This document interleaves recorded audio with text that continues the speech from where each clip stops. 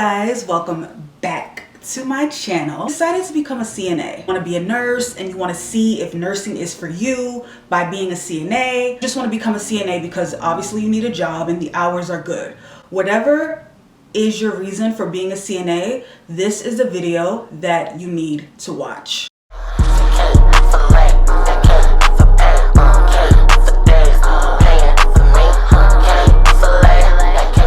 Fresh out of CNA training, passed the test, you got your license, you're looking for a job. As a new CNA, for me personally, I know that the majority of places that you may work as a new CNA is a long-term care facility or a facility that holds long-term care and short-term care patients, but basically it's a nursing home. You have to hook up, you know somebody that works in a hospital, you apply to a hospital, you get the job on a whim or they hire you, whatever, you get lucky, congratulations. Got into the hospital, you can kind of avoid the nursing home and go straight into the hospital, which I've heard is way easier than a nursing home. A lot of them also, if you do have experience, they want you to have at least a year experience working as a CNA, no matter where you work. You have a year experience working as a CNA, then they'll hire you for the hospital. Also being a CNA, there's shifts. I don't know if in every state the shifts are the same, but I'm pretty positive that they are. 3 rotating shifts as a CNA in a nursing home. 7 a.m. to 3 p.m. day shift. 3 p.m. to 11 p.m. evening shift, 11 p.m. to 7 o'clock a.m. night shift. When you become a CNA, you need to pick what shift fits best for you, for your lifestyle, obviously for your schedule, and for your mental health. To me, all 3 shifts are different. Now, some people might say, no, in my nursing home, my facility, in my facility, the shifts are different. I work day shift. I've worked day shift since I became a CNA. I like to be able to get off of work and go get a drink, or I'm gonna get off of work, after a long day of work, I'm gonna get off of work and go shopping or hang out with friends or whatever. I'm off at 3. It's still sunny outside, especially in New York, it's still sunny. Especially during the summer times, it's still nice out. I have the rest of the day to enjoy myself. To me, day shift does the most work. When you are working day shift, your job is to get up all the residents. You also serve 2 meals. You serve breakfast, you serve lunch. Evening shift, basically you serve one meal, which is dinner, and your job is to put all the residents to bed. Cleaning up and just making sure everybody's okay, making sure everybody's changed. That's pretty much what you're doing for evening shift. Night shift, I really can't speak because I don't know what they do, and I'm not trying to throw shade, but it's been times where I would, as a day shifter, would come in and see like residents soaked in urine and it's like in feces, and it's like, I don't understand. Like, what do you do throughout the night that you cannot change your resident before we come in? I don't get it. I know that basically their job is obviously the residents sleep, it's nighttime, some of them sleep, some of them don't. It's like you don't really do much, you're just literally just making sure that they're okay through the night. Until your shift is over. Day shift, a lot of the management is there. You have to understand, like, a lot of management supervisors are there because it's during the day. If your resident tends to fall or emergency happens, you'll have help immediately. During the night shift, a lot of the supervisors and management are not there. So it's like, it's literally just you, the CNA, and the nurse. Day shift, for my facility, some of the residents may have showers. A lot of the time, most of the showers happen in the day shift. Not only do you have to serve 2 meals, you have to be kind of fast as well because you have to get all your residents out of bed and dressed and ready before lunch, because another thing is a lot of the family comes during the day as well. You become a CNA and you get hired at a nursing home. Facilities will train you in 2 days. The facility I work at now, they trained me for a good week. So they gave me longer time. But the first one I worked at, literally 2 days, and they throw you to the wolves. They do not care. You're gonna buddy up with a regular, someone that's been there for a few years. You're pretty much just gonna shadow them. They're gonna tell you all the residents they have. They may give you your own residents, it depends. But me, if I'm training someone, I don't like to give anyone any residents. I like for them to just follow me and watch me, so that they know exactly what to do. You help out serving breakfast, you help out serving lunch. If the person you're buddied with does the Hoya lift, you help them with that. So you're basically, like I said, just shadowing them. When they go to lunch, you go to lunch. That's pretty much it. Experience with whoever you get as a buddy makes or breaks it, because like I said, you can get somebody that has an attitude, that doesn't care to train you, that's not there for that. they just not, you know, very nice. So you may take it personal. Don't take it personal. It has nothing to do with you. It has something to do with them. You're there to do your job. So whether they train you good or not, that's why I'm making this video. Because a lot of them won't tell you certain things or won't train you the right way, or scream at you, or make it seem like you're stupid and you don't know what you're doing, when obviously you don't, because you're new. That trained me at my first job, horrible. First of all, she was nowhere to be found half of the day. It wasn't like she told me everywhere to go with her. It was like she'll just be like, oh, you do this, you do this, you do this. Oh, I'll come back. Oh, this, do this. She was just a horrible, horrible trainer. And I guess that's okay, because not everybody, you know, are good at teaching people stuff. But she was really, really bad, to the point where when it was time for me to actually do my job on my own, I was horrible. Be mindful. You're going to have a few days of orientation, so you really need to focus on what you're doing for orientation, and you're ready to go on the floor. These are the things that you're going to need as a CNA before you start working. These are very important. They may seem small, but to me, they're very big, because they make a big difference on how much work you get done, how fast you get your work done. It just makes everything smoother. When working as a CNA, you want to wear a watch. I personally have an Apple Watch. You want a watch because you need it to take pulse. In my facility, the CNAs don't really take pulse or respirations, but I know in other facilities you do. So even if you don't take a pulse or respiration, still wear a watch, because it helps you keep track of how long you spend with the resident, when lunchtime is. Just, it times you and it gets you in a good zone. Time management is very, very important when working as a CNA. Another thing you want to have as a new CNA when you're on the floor is a scrub hat, like the one I have on right here. I do not wear my scrub cap like how I'm wearing it now when I'm on the floor. I don't look how I look now when I'm on the floor at all. This is literally just for YouTube purposes. When I'm at work, my hair is tied up, my scrub cap is on. Scrub caps are good so that you don't get any hair into the resident's food, or, you know, you don't get any poop in your hair. So it's like, it's very safe. Also, you want a scrunchie. If you're not really a scrub hat person, you don't really like the scrub hats, make sure you have at least a scrunchie. Your hair has to be tied up, optional. But for me, I get hot very fast. I think for anybody, when you're a CNA, you're always on the go. It's like you barely take breaks. You're always go, go, go, go, go. I bought myself a mini portable fan, and it turns on. This is like the first level, and then you press it again and it gets faster. And it's just good. Feel around your face, your neck, you know. I get this because I get so hot when I'm on the floor and I'm working with my patients. When I sit down to take a break, sometimes they have a fan in my facility, but mostly the nurses, like, they use the fan. So, you know, I'm not going to be like, can I use the fan next? Like, they do what they want to do. I bought my own portable fan so I can have myself cool off while I'm documenting or eating a snack. You want to have a mini fan because you will get really hot. And when you get really hot, you don't want to faint. I've seen CNAs faint because they're super hot. They have on, especially in the beginning of COVID, we had to put on, or somebody's positive, we have to put on gowns with shields and everything. So you're like dripping and drenched in sweat. So you want to have a mini fan to cool yourself off so that you do not faint or pass out. You have a small little notebook like this, especially if you're new.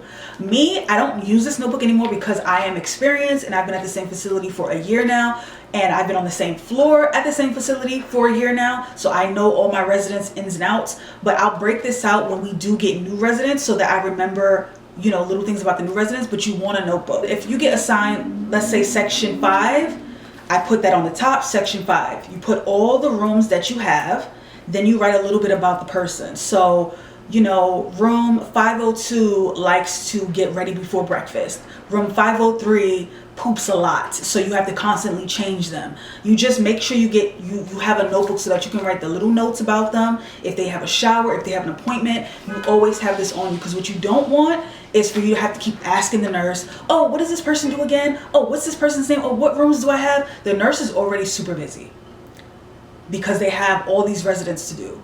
Everybody's super busy. It's not even just the nurse, everybody. So to make everything easier for you so that you're not behind on your work, I definitely recommend having a notebook and a pen, something small like this because it can fit in your pocket. I recommend a stylus pen. It looks like this, and it has like a really soft black, like squishy. It's good for touch screen because a lot of your charting is going to be on a computer touch screen touchscreen device. It's easy and you can just be, you know, do your work super fast. So recommend it. I got this from Amazon. They're really cheap. Sometimes they come in a pack. Carry some for your fellow co-workers. Sometimes I give them out to other CNAs if they don't have one, but it's just good to use to chart. So I recommend a stylus pen. When you are a new CNA, you want to make sure you pack a lot of food, especially during your 8-hour shift, especially if you're day shifts. Make sure you pack breakfast. Make sure you eat breakfast. Make sure you pack your lunch. Make sure you pack lots of fluids because you will get thirsty and dehydrated throughout your shift. You're talking for 8 hours to all types of different people. You're walking, you're twisting, you're bending. Your mouth is going to get dry. You're going to get dehydrated. I recommend a water bottle. Now, I got this water bottle from Doll's Kill. Obviously, you guys know why I got it because it's blinged out, it's pink, and it's my fave. I fill this up. Sometimes I'll bring a separate bottle of water and I'll fill this up with like ginger ale or lemonade or my favorite juice because this will literally last me for 8 hours. I'll drink half for breakfast and half for lunch. And then I'll have my water bottles, or if you're not someone that drinks juice or sodas, you just fill it up with water. But you want some type of water bottle because you're going to be extremely, extremely thirsty. Depending on where you work, like I'm from New York, I work in New York, so everything is pretty close by. Like if I don't have lunch, if I didn't pack lunch, I can go to the pizza shop, to McDonald's, to Burger King, to Wendy's. It depends on where you work out and where any Chipotle. I can just run down the block really quickly and get food. There are going to be days where you're not going to have a lot of time to run and go get food, so it's best to pack food and bring food. Or if you work somewhere where you drive a lot, or the next, you know, fast food place is miles away, you want to make sure that you pack your lunch. I definitely suggest getting a lunch bag like this. I got this from Amazon. It has 2 pockets. You can put water, liquids in here. It has a big compartment right here. And it also has like a mini, it actually like has a cooler inside. So if you have like hot foods, it gets it really hot. If you have cold foods, it keeps it really cold. It also has a little part right here. And then I have this part. I still have water that I did not drink, which I probably had a lot of waters that day, so I forgot about this water. So this will be in for my next shift. But you want to keep your water in here. But yeah, I definitely suggest getting a nice lunchbox for your lunch and pack and have everything. Facilities, like I said, can get really hot. Some can get really cold. In that case, when it gets really cold, you want to have a scrub jacket, something like this. So I'm gonna put this on for you guys because you might get cold, or even if not even during day shift, maybe night shift. This zips all the way up to my neck, and it also has like my thumbs out. This is good for, like I said, if you're on the floor and you're cold, you want to have this on. You just have to make sure you have everything just in case, because it's not like, oh, I can go run home and I can just go get a jacket, or da da da. You might be freezing. Make sure you always have a scrub jacket just in case you get cold. That's important to have as a CNA. Footwear. As a CNA, you're going to be on your feet for 8 hours. 8 long hours. Maybe 12 if that's the shift that you signed up for, or you're doing overtime. You need to have comfortable shoes. I made the mistake of, I can't show you guys right now, but I had these really, they looked like Balenciagas. They were like the sneaker sock shoe, blinged out, because I'm super extra. And that's okay, but you can't be extra when you're gonna be on your feet for 8 hours. My feet were killing me. I wear Huaraches. These are my favorite sneakers. They're super comfortable. They have like, I can't explain it, but it's super soft by the toe area, so your toe has room to breathe. It's really, really stretchy, and it's all black, so in case you get, you know, things spill on it, it's really not that serious because it's all black. But these are my favorite work shoes. You can wear any shoes you want, just make sure they're comfortable. These are the ones that I wear. In the summertime right now, it's freezing in New York, so I wouldn't wear this now. But in the summertime, I was wearing my Crocs. They look like this. They're really, really comfortable. You just got to be careful, especially with wearing like pink or anything bright, because, you know, residents spill juice, they spill food, poop, all of that. You might get that on your Crocs. So when I do wear these, I'm like super, super careful when I'm working with my residents, because I don't want them to mess up my beautiful Crocs. So, you know, I'm really careful. But if you do get Crocs, I recommend like getting a darker color. You can bling it out, you can put what you want on it, but just make sure that you're careful with this so that you don't mess up your Crocs. But these are super comfortable to wear. Obviously, they're Crocs, especially for 8-12 hours. These are good. You got all your stuff ready. You're fresh off orientation. You're on the floor. You come in for your shift.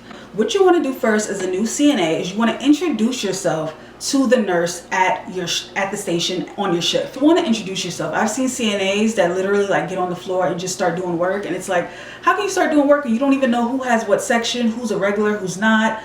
You don't know what's going on. You're just not talking to anybody. I've had CNAs that don't say hi, don't say anything. You don't have to be my friend. You don't have to say hi, that's fine, but you need to know what section you have, what section I have, because if it's a regular there and they have a specific section they always do, you're new, you come and you start doing that section, that's going to create conflict because it's like you didn't even ask. I want to ask for the utility codes, because I know in some facilities there's a code, I think in all, so that the residents don't go in. There's a code to get into the clean utility room where they have like the stock of like socks and body washes and toothpastes and toothbrush, and then they have the dirty utility closet where it's like linens, like dirty linens and garbage. So you want to make sure you get all the codes, because there's nothing more annoying than when you're new and you finished a resident and you want to throw your stuff away but you don't know the code, so you have to track somebody down. Some CNAs be hiding sometimes, or they'll be in their own, doing their own assignment, or sometimes it's just so hard to find somebody that you're wasting time looking for somebody when you could be doing another resident. So you want to make sure you get all the codes. You ask them, what's the code for this room? What's the code for that room? What's the code for that room? What's the code for that room? You want to ask them for all the codes. Where the Hoyer lift's located, where the standing lift's located, where can I find them? Make sure you know everything so that when you start your work, you don't have to keep asking nobody for anything, because like I said, not everybody's going to be nice, not everybody's going to help you. That's going to make your job harder and your day longer. So you want to make sure you pack your cart, you have everything you need, because once it's like a big linen cart with, enough supplies for like all the CNAs, once that leaves, it's gone. You don't have none for the rest of the day. So you want to make sure you pack your cart, but also be mindful that it's not just you. I know there's a lot of CNAs that like overpack their cart to the point where like there's no draw sheets for me, there's no nothing for nobody else, because they take everything else. You can't be greedy. Everybody has their set of residents. Be mindful of your co-workers and also, your residents. So you want to take enough where you have enough for your residents, and you leave enough for your co-workers. Don't be that CNA that's taking all the towels, all the sheets. They have that in my facility. They take everything. So it's like you barely have anything, and they don't care to share. They get mad when you get some stuff from their cart. Just be mindful of that when you're a new CNA. So after you pack your cart, usually what you'll do is you'll go through your list of residents who get up before breakfast. It might be 2, it might be 3, it might be 1. These are residents that this is what they prefer. Their family members want them up and in the chair before breakfast. Some of them, need a Hoyer. Some of them need help. No matter what, if it's a Hoyer lift or you're, actually need to put them in the chair, the wheelchair, get help. You have to get help using the Hoyer, of course. But especially if the resident is like super small and skinny, still get help. Don't break your back. You need your back. Don't break your back and say, you know what, she's little, I can just put her in the chair. You can't, because you'll be surprised how a small little person is heavy. If you're getting a resident out of bed, you have to make sure he or she is dressed properly, hair combed and everything, because those residents, like I said, family might come and see them early. That's why they need to be in the chair before breakfast. After that, breakfast comes. Now, when breakfast comes, I don't know how it is in every facility, but in mine, it's usually 4 CNAs, so it's like 2 CNAs to a truck on each side of the unit. So it's me and another CNA that works on one side, and the other CNA, the other one on the other side. In facilities, one CNA will actually serve the whole section, and then one CNA will pick up the trays. It depends, but you have to communicate with your fellow CNA. So whoever section is closer to you, who you're working with, you talk to them. Hey, are you gonna serve and then I pick up, or would you like me to serve with you and pick up with you? You wanna ask them that before anything, so that there's no miscommunication and they're not upset if you're not helping them serve and they have an attitude, or you didn't help them pick up and they get upset. You just wanna make communication clear. Communication is the key. Hey, would you like me to serve with you and pick up with you? Or do you recommend you serve, I pick up? Like, how does it work in this facility? They will let you know, oh, you can serve with me, or I'll serve everything and you pick up. You want to communicate with, like I said, with your fellow CNA to make sure everything is clear. I've had some CNAs that are new. I literally serve and pick up everything on my own. Now, I'm not really someone that likes to like complain and tell management and tell nurse. Like, I'm just not like that. I understand how it is to be new. So I'm like very nice sometimes, like really passive, which is not always good, but I don't want to make anybody's job harder. So I don't really say much. Maybe I'll say, hey, can you help me pick up? But I don't make it into a big deal. but I know I've had new CNAs that literally didn't even help me serve and help me pick up, and it's like they didn't even have the decency to say, hey, do you need help? Maybe, like I said, they didn't know, but they didn't ask. So like I said, you have to ask as a new CNA. Don't just expect everyone to just come and tell you as a new person, oh, you do this, you do. Not everybody's going to do that. You have to take initiative on your own as an adult to ask. Now, when you're serving trays, you want to make sure you open everything on the tray.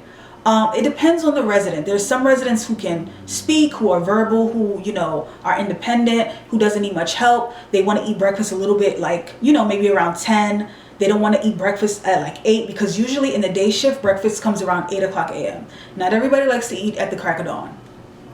I'm one of those people. I like to eat a little bit later on in the day, so I understand. So, you know, if you go to a resident's room and you see that they're independent, you ask them, hi, here's your breakfast. You always want to knock, introduce yourself. Hi, here's your breakfast. Would you like me to open anything for you? A lot of them that are independent will say, no, just leave it there. I'll eat it later, or leave it, thank you, whatever. The patient is total care, meaning like he or she doesn't really talk much.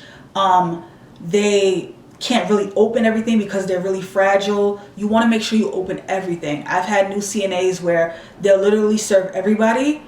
The trays are all closed, juice is closed, nothing's open. It's like, how do you expect this resident, this elderly woman or man, opening up all these stuff, and they can't even do that? Some of them have Parkinson's, they shake a lot, so it's hard for them. It's like, you can't, you're there to help them. Don't just rush and serve everyone just so you can get things done. You have to really make sure that they can eat, because that's important. So what you want to do is you want to open everything. You open up the tray, open up the juice. What I like to do is before I actually start serving breakfast, I get like a pack of straws. You know, ask the nurse or another CNA, where do you guys keep like a pack of straws? Where can I get straws? You don't want to go to the nurse's cart and just take straws. I made that mistake, and the nurse got like a super mean attitude with me because she's like, I don't know where your hand's been, and you're just picking up straws. And it's like, okay, well, you know, it was my fault. I should have asked. But yeah, you don't want to just go digging in the nurse's cart for straws, because they don't always like that. So you want to ask, hey, where can I get a pack of straws? Usually they have like a fresh pack of straws. I'll grab a bunch, stuff it in my pocket, grab a bunch of bibs, so that when you're serving, you have everything you need and you're just ready to go. You want to actually make sure you sit the resident up. You never want to serve a resident when they're laying back in bed sleeping. No. I know that they're sleeping and you might feel like, I don't want to bother them. You have to get your work done. When I was new, I was like, you know, I don't want to wake her up. Like, she's sleeping. I don't want to wake her up. And the nurse was like, well, you have to get your work done. Like, they're super hardcore. So it's not about being mean and like disrupting their sleep, but it's like they're in a facility where they have a certain lunch, breakfast, and dinner time. It's not your fault. It is what it is. So when breakfast comes, they have to eat at that time, or they will not be able to eat breakfast, you know, because you have to pick up the trays at a certain time. So you have to wake them up. As much as they look so peaceful sleeping, and you don't want to, you have to. Some of them gonna curse you out. Some of them gonna get mad. They're gonna have to get mad and curse you out, but they have to eat their breakfast. I just knock, breakfast, open up everything. You want to turn on the lamp, turn on the light, make sure you lift the bed up so they're sitting all the way up, put the bib on them, make sure that they're comfortable, you know, set the food up in front of them, and then eventually they'll start eating. Sometimes they need that push, because if not, they'll sleep all day if they could. Like some of the residents, they will sleep from 7 to 3 if they could, because, you know, they're old. But as your job is to encourage them, hey, you have to eat, because like I said, some of them are confused, they don't know. 8 o'clock come, breakfast, they have to eat. Like I said, some of them gonna curse you out. They're gonna call you a rotten bitch. I've been called a rotten bitch. I've been called everything in the book because I woke them up. But it's like, I'm sorry, honey, but you have to eat. Now, feeders. You might have feeders in your section. Feeders are residents that cannot eat on their own. You have to feed them, exactly what it's called. What you want to do is you want to serve all your residents first, then you do your feeders. You don't want to start feeding your residents and then, like I said, it's all about communication. Communicate with your fellow CNA. Hey, I have feeders. Can I feed my residents first and you kind of serve and then I'll pick up? They might say, yeah, sure. I know you have a lot of feeders. Go feed them. So you don't have to serve everyone, then feed them. And that just takes a lot of time. So just talk to them. If not, then you just do the best you can. The nurse, sometimes if you have a lot of feeders on your section, they'll get another CNA from another section that doesn't have any feeders to help feed your residents, because you might have 2 or 3 and everybody can eat at the same time. So if it's a facility where they're very like helpful, they'll have another CNA. Or even sometimes for me personally, If I know one of my fellow CNAs has a section of 3 feeders and I don't have any feeders, I'll volunteer, hey, would you like me to feed so-and-so for you? That's just because that's how I am. I would want someone to do the same for me. Not everybody will do that. If you feel like it's too much, you can ask the nurse, hey, can somebody else help me with the feeders? I have a lot and, you know, I want to get my work done. You can ask the nurse for that. Feeders, what you want to do is you feed them. Some residents eat really fast. Some residents eat really slow. It really depends. There's no right or wrong. I can't tell you how long you're going to take feeding someone. I've had residents that eat everything on the plate. Cereal, pancakes, eggs, everything. They eat everything. I've had some residents that take a few sips of coffee, eat some cereal, and then they don't want no more. So it really depends on your resident, but you don't rush your resident. Don't shove food in their mouth and expect them to eat fast, because you wouldn't want someone to do that to you. Take your time, feed them, and you know they're gonna eat, they're gonna take their time, but it is what it is. When they finish eat is when you finish serving them. After breakfast, you start your work. Now, like I said, so before breakfast, you got the residents up before breakfast, you serve breakfast, you fed your residents. Now what do? You start your work. Me personally, I like to see who has showers. So if I have like 2 people that need a shower, I'll go to the room first. Hey, what time would you like to take a shower? Because some people have preferences. Oh, I like to take a shower a little bit in the afternoon, or I like to take a shower now. So you ask them, because sometimes a lot of the residents, like a shower is like the best part of their day. Like they're waiting for a shower, because some of them don't take showers every day. They have shower days. In my facility, it's shower days. Like Julia will have a shower day Tuesdays and Thursdays. So, you know, if you don't go up to them and ask them about their shower day, you might do everybody, and then when it's almost time for you to go home, hey, I didn't get a shower. I need to get a shower. Guess who has to do the shower? You do. So you want to make sure you go first and ask them what time they want to take a shower, so you can get that out your way. I recommend documenting a little bit throughout the day. In my first facility, I documented throughout the day, like when you get a little downtime. Now, I know it's easier said than done, but try your best.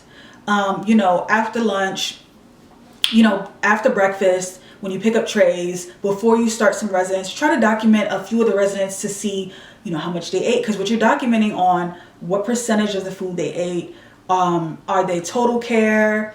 You're documenting, can they put the clothes on themselves? Do they need help? Do they walk around the facility? Did they eat any snacks? Did they have any bowel movements? If a resident has a catheter, you know, they have the catheter bag that you have to change, or you have to see how much urine is in it. You let that, you know, you let the nurse know that. So try the best you can. Me personally, in the facility I'm at now, because I know I'm on a schedule, I'm on a routine, and I know all my residents, I've been working on that floor for a year. I can document after all my residents finish, because I have time. I know when to do residents, when not to do residents. So I have a window where I use to document. Now, if you're new, you're not going to know. Document a little bit throughout the day. That's what I recommend, because you don't want to leave without documenting on all your patients. So you want to document a little bit after lunch. You want to do some residents, document a little bit after you do some residents. Finish the rest, document a little bit after that. Serve lunch, document a little bit after. You want to just, you know, a little bit throughout the day, as much as you can. Dealing with residents' personalities. And now, a lot of you guys, when you go to CNA school, they teach you about the residents', you know, personalities and what they go through, especially being elderly and just going through, like, just imagine being able to do everything you want in your life. You know, me, I can do my makeup, I can do my wig, and then not being able to do that. Like, that's a big shock for people, and I get it. It's like, oh my gosh, I used to do my own hair, I used to cook, I used to clean, and now somebody has to do this for me. Like, I don't like this. And they get angry, and they take their anger out on you. Do not take it personal. I've had CNAs, I've seen personally CNAs curse at residents.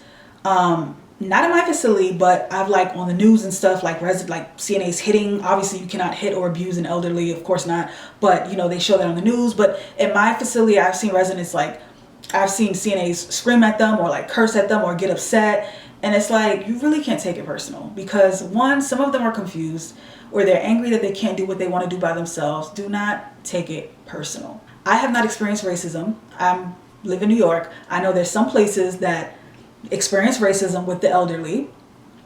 Now, I can't tell you how I would respond to that, because I've never been in that situation. But honestly, I mean, it's easier said than done. Because I've never experienced racism in my facility, I can't really tell anybody who's new what to say or what to do. But personally, anytime I get, like, called out of my name, whether it be a bitch or the N-word or whatever, I just try to just brush it off as much as I can or ignore it. Or I tell the resident, that's not nice. Do not say that to me. That hurts my feelings. That's not nice. You know, I'll tell the resident that. But other than that, that's pretty much all I say. I don't curse back at them or like do anything malicious. It's like, I'm here to help them.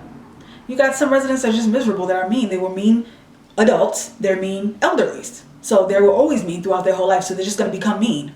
So that's just it. You can't take it personal. Another thing, residents with dementia. I have a resident who fights. When I change her diaper, she fights, everything. What you want to do in that situation is you want to get everything set up. If you know you have a patient that's very difficult and that's a fighter, you want to make sure before you enter the room you have all your supplies. You want to have 2 bags, one for garbage, one for linen, for dirty linen. You want to have the diaper the resident needs. You want to have the body wash, just whatever you use on a resident, you want to have that all in your hands. When you go in a room, you want to set that up on the table that they have or wherever they have in the room. For us, we have like a table that moves. I just put everything on that table. Bags, lotions, body wash, everything. I go to the closet, especially if they're going in the chair. I get an outfit for them. I fix the wheelchair, put it in the middle of the room. If we need to use a Hoyer lift or I need help to put them in the chair, I just get everything set up.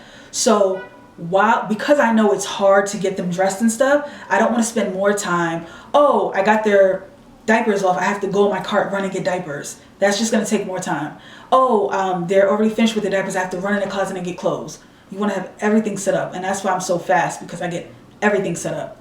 So once they fight, and they fight with me, I've been punched in the stomach. When I say punch in the stomach, it does not hurt. It's like that. Like, they're elderly, so they can't really forcefully hit me, so it's like a little punch. It doesn't hurt at all. I've been spit on, I've been bit.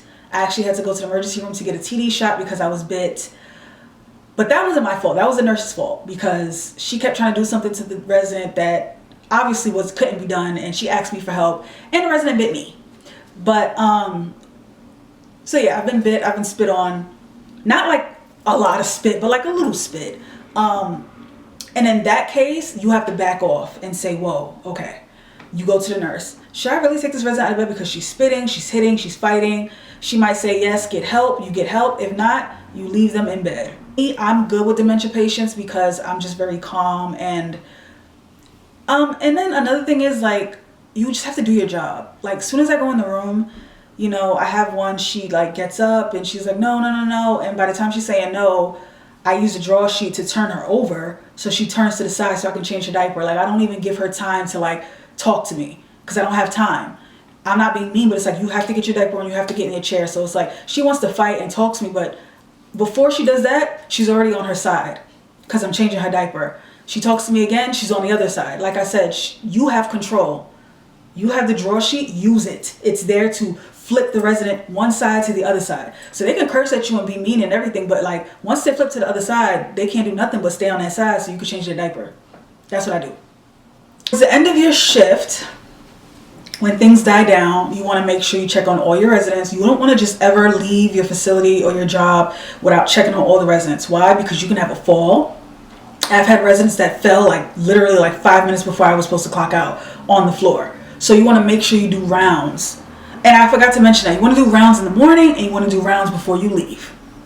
You do rounds in the morning to make sure everybody's alive, nobody's on the floor, everything's okay. You do rounds at the end of your shift to make sure the same. So I like to do my rounds. You know, I have some residents say, hey, can I get a snack? I'll get them a snack, pudding, cookies, a juice. You know, make them comfortable. Make sure they're okay. They're in their bed. They're not doing anything they're not supposed to do. Once you know, do your rounds and everybody's okay, it's time for you to leave.